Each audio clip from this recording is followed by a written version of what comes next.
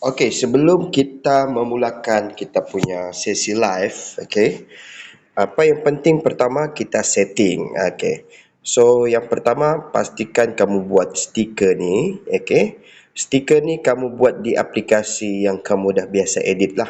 Kalau saya suka gunakan PixArt, okey. So, selepas kamu siap setting tu, kamu masuk di menu efek ni, menu efek. Okay, menu efek, kamu pilih yang gambar ni. Nampak tu gambar? Ada orang angkat tangan. Pilih yang itu. Kemudian kamu cari image tu dekat sini. Okay, cari image tu yang kamu dah simpan. Okay, barulah dia muncul macam ni. Okay, so setting yang seterusnya, okay, masuk di bahagian setting ni. Okay, so yang pertama, kamu kena about me, kamu introduce. Kamu tulislah, macam saya tulis, saya share satu apps percuma iaitu Mova yang kita boleh claim cashback TikTok Shop. So ini akan muncul pada pertama bila orang join kita punya live, dia akan muncul pertama. Okay. Okay. So yang kedua, di bahagian ni, remove background noise ni kena on kan ya.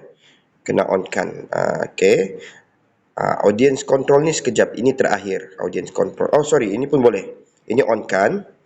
Okay. Dan masuk di sini comment setting. Comment setting ni, okay, yang penting di sini kita buat ni, block keywords ni. Sebab kita tidak mahu ada orang yang mengganggu kita punya live ni. Okay. Jadi di antara keyword yang saya sudah letak adalah macam haram, patuh syariah, pelaburan, penipu, scam, okay, tipu. So ini adalah selalunya ayat-ayat orang yang negatif. Dia akan tulis benda-benda ni. Jadi bila dia cuba komen, contoh dia cakap Mova ni haram. Bila dia tekan, dia akan automatic tak dapat komen. Dia tidak, contoh dia cakap alah Mova ni tak ada patuh syariah, dia tidak boleh. Ni macam pelaburan saja ni, jadi dia tak boleh kan. Kalau dia cakap Mova ni penipu, scam, ini macam skim MLM, dia tak dapat komen benda-benda begitu. Sebab apa? Kita malas nak jawab. Okay, kita tidak mau spoil kita punya mood time kita mengajar orang, tiba-tiba ada satu datang virus, pergi meracun. Benda tu tak betul. Jadi kita malas nak explain panjang-panjang. Orang datang live kita tu nak belajar, tiba-tiba ada satu orang yang kacau. Jadi itu penting block keywords. Dan kalau ada yang komen negatif, dia tak sangkut di bahagian block keyword tu, kita terus block user tu. Tak perlu tunggu lama, terus block. Okay. So selepas kita komen tu, kita save. Okay. Kita onkan yang content. Okay. Content. Okay, yang komen tu dia tak perlu selalu edit lah. Maksudnya setiap kali live tak perlu. Kecuali kita nak tambah. Tapi yang setiap kali kita live, kita kena onkan adalah content disclosure ni. Ini yang akhir. Ini kena setiap kali live kena onkan. Save. Okay. Continue. Barulah kita live. Okay. Barulah kita tekan live. Okay. So untuk pakai paparan kamera hadapan, kita gunakan flip ni supaya kita akan dapat paparan di depan.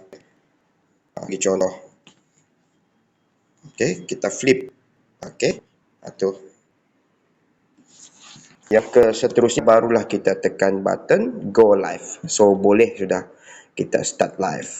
Okay, dan ada beberapa perkara yang kita perlu perhatikan ketika kita live untuk elakkan kita buat kesilapan yang membolehkan kita kena block. Okay, kena restriction. Untuk mengelakkan kita kena restriction.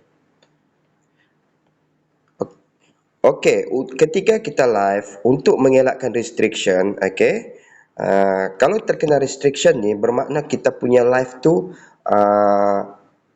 tak grow, trafik tak masuk, tak ada orang masuk lagi, kena sekat laluan masuk penonton baru.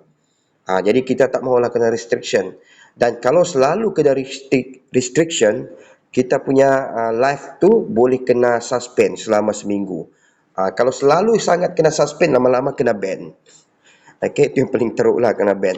So di antara yang pertama, bila kita live direct tunjuk handphone, kita jangan masuk menu home. Kenapa? Sebab menu home ni ada dua perkara. Yang pertama di atas tu, walaupun kecil, kamu nampak tu kecil, tapi sistem AI TikTok sangat sensitif. Dia boleh detect tu Lazada dan Shopee. Itu adalah pesaing kuat dia orang. Okay, yang kedua tiket.com ni. Bila ada com ni, itu menunjukkan satu trafik keluar daripada TikTok. Itu pun boleh punca kena restriction. Dan yang ketiga, bila nampak barang-barang ni dekat depan ni, okay, kadang-kadang AI TikTok ni dia boleh detect ini macam seolah-olah macam Shopee, macam itulah marketplace.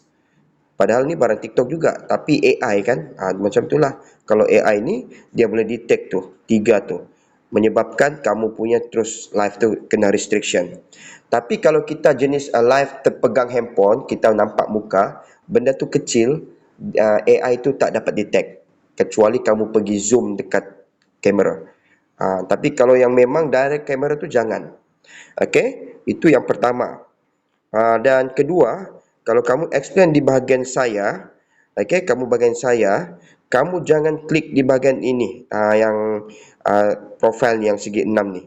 Jangan masukkan dalam sini. Sebab AI TikTok boleh kesan yang kamu mendedahkan maklumat peribadi kamu. Itu pun kena restriction.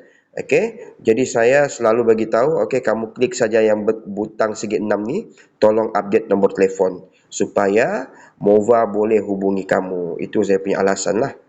Dan kadang-kadang saya bagi tahu, manalah tahu kamu bertuah, Mova bolehlah hubungi kamu. Kalau kamu tak masukkan nombor telefon, macam mana Mova nak hubungi kamu? Okay, so lepas live nanti, saya akan hubungi semuanya yang dah update nombor telefon tu. Saya akan bagi nombor telefon ni, video-video penting. Okay.